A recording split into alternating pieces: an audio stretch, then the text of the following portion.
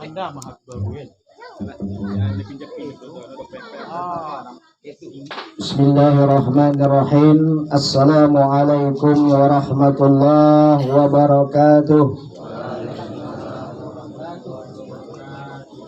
Alhamdulillahi rabbil alamin. Wabihi nasta'in ala umurid dunya waddin.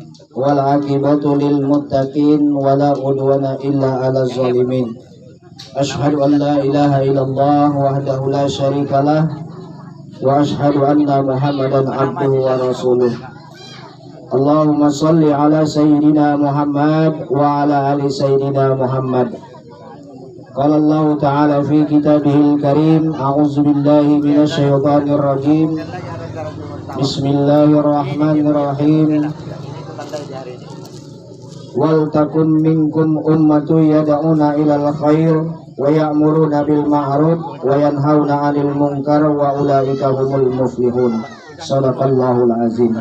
Rabbi shrah li sadri wa yassir li amri wahlul 'uqdatam min lisani yafqahu qawli.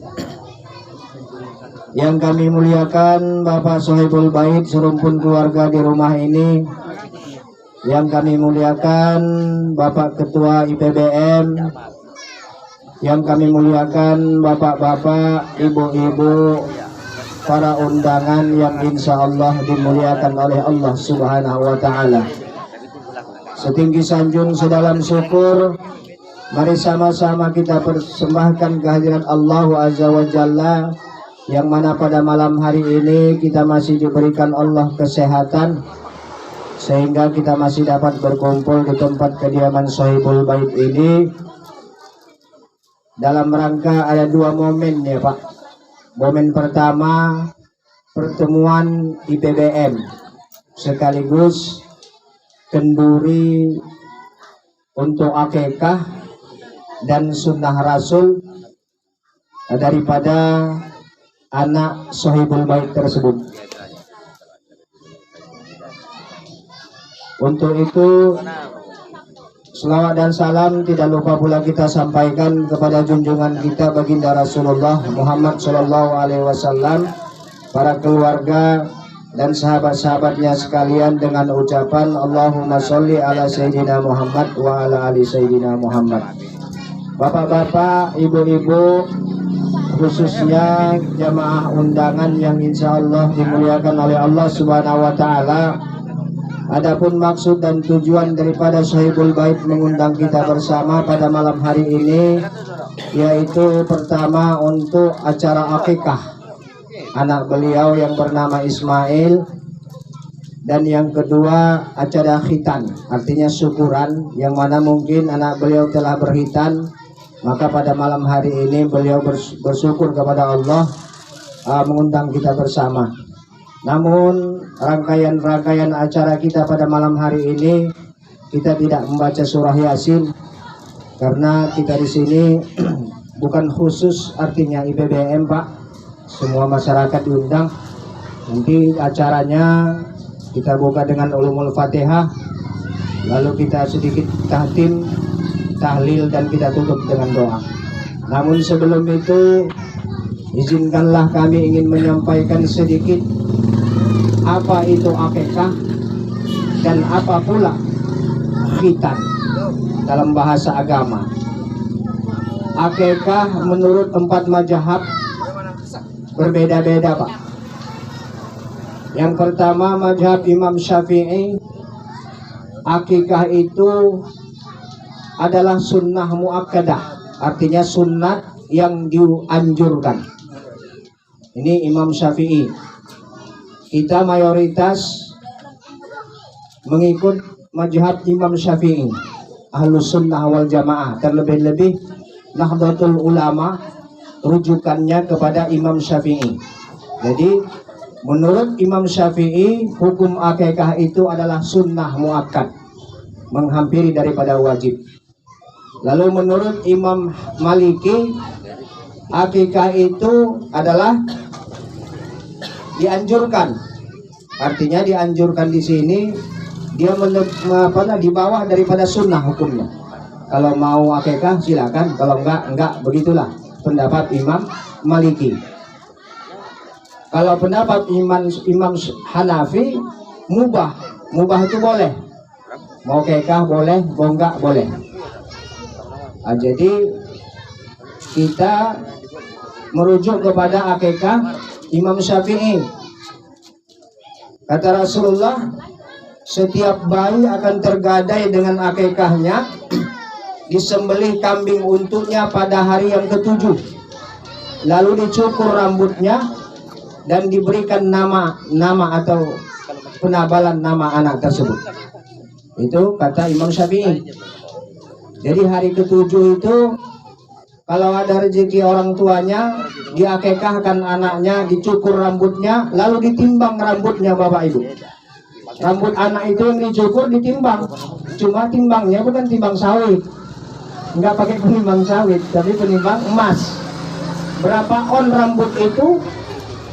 Maka kata Rasulullah, wahai Fatimah, cukur rambut anakmu dan timbanglah ia, lalu sedekahkanlah perak dan emas. Jadi misalnya ada 1 on rambut anak bayi tadi itu kita timbang, kita belikan emas atau perak, maka kita sedekahkan kepada fakir miskin. Itu kalau mampu. Itu menurut Imam Syafi'i dan sesuai dengan hadis Nabi. Lalu nggak mampu 7 hari, boleh dilakukan akikah dan penyukurannya 14 hari setelah lahir. Tak mampu juga boleh 21 hari setelah lahir. Tak mampu juga boleh dilakukan akikahnya sebelum dia balik. Seperti Ismail ini dilakukan ayahnya akikahnya sebelum balik. Lalu kalau sesudah balik bagaimana? Sesudah balik maka gugurlah hukum sunnah muakkad orang tuanya untuk mengakikahkan anaknya bapak dan ibu. Artinya sesudah balik anak itu belum dikekahkan, begitu dia balik, begitu dia dewasa, dia mengakikahkan dirinya sendiri. Itu menurut Imam Syafi'i. Jadi itulah hukum akikah. Lalu hukum khitan itu bagaimana? Hukum khitan itu kembali kepada akikah. Untuk anak laki-laki 2, untuk anak perempuan 1. Lalu ada yang bertanya, bolehkah 1? Boleh. Boleh Pak 1 ternyata. Rasulullah pernah melakukan 1 akikah kepada cucunya Hasan dan Husain. Namun kata Rasulullah tidak afdol. Jadi seabdol-abdolnya adalah 2. Akikah untuk laki-laki 2, untuk perempuan 1. Ini masalah hukum akikah. Lalu hukum khitan. Khitan bagi kaum muslimin apa hukumnya? Wajib. Wajib hukumnya khitan atau sunat bagi kaum muslimin itu adalah wajib. Yang pertama, ingin membersihkannya dari toharoh, dari bersuci ya Pak. Kalau kita umat Islam kalau tak khitan, tak sunat, kalau buang air kecil maaf cakapnya tak bersih itu. Biar dicuci bagaimanapun tak bisa bersih, maka tidak suci. Maka itulah jatuh hukumnya wajib bagi kaum muslimin untuk khitan. Lalu yang kedua, mengapa diadakan khitan atau sunat bagi kaum muslimin? Perbedaan antara agama muslim dengan agama yang lain Bapak dan Ibu. Pada waktu itu berperang agama muslim dengan Nasrani, banyak yang meninggal dunia. Yang menandainya apa? Menandainya adalah kaum muslimin berkhitan. Wah, soal ditengok mayatnya, wah ini naik hajinya, ini muslim. Gitu dia. Kalau nggak naik haji berarti bukan muslim. Seperti itulah penandaannya. Maka dikatakan, maka dilaksanakanlah khitan. Ternyata khitan ini, sunat ini, sebelum zamannya Rasulullah sudah ada. Di zamannya Nabi Ibrahim telah diadakan sunat atau khitan ini Bapak dan Ibu. Pada waktu itu Nabi Ibrahim dipotong atau disunat dengan al-qudum namanya. Al-qudum itu apa? Al-qudum itu sebuah alat pemotong kayu. Kalau bahasa Indonesianya al-qudum itu kampak. Jadi zaman Nabi Ibrahim menyunat orang pakai kampak. Ya, pakai kampak. Tapi kan ini zaman itu. Kalau zaman sekarang kan udah canggih, nggak seperti itu lagi. Jadi dipotonglah pada waktu itu Nabi Ibrahim ya disunat dengan kampak. Jadi maka datanglah wahyu kepada Rasulullah setelah Rasulullah lahir. Kalau Rasulullah itu lahir, Pak, begitu dia lahir udah berkhitan tuh. Siapa yang mau hitannya? Allahu a'lam, malaikat mungkin. Jadi udah suci beliau itu lahir, tak berhitan lagi. Begitu lahir berhitan langsung di dalam satu riwayat. Inilah masalah hukum hitan. Jadi semenjak itu datanglah wahyu kepada Rasulullah, wahai Muhammad, ikutilah Ibrahim.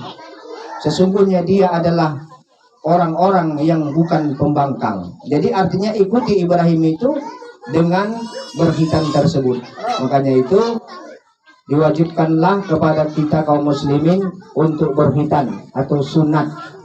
Jadi kalau ada muslim yang belum sunat, kalau bisa sunat lah. Karena ada yang kadang-kadang takut, ya Pak ya. Ada takut dia, udah umur 17 tahun takut dia untuk disunat. Ada tuh. Jadi nanti kalau tak sunat, mungkin bisa tak diakui umat Rasulullah kan gitu. Jadi untuk itu sunatlah. Jadi inilah hukum akikah dengan sedikit dan hukum sunnah atau hitan sedikit. Mudah-mudahan pada malam hari ini nanti sama-sama kita doakan hajat daripada ahli bait ini senantiasa dilancarkan oleh Allah, dimudahkan oleh Allah segala urusannya. Amin ya rabbal alamin. Untuk itu mari sama-sama kita mulai dengan ucapan Astaghfirullah.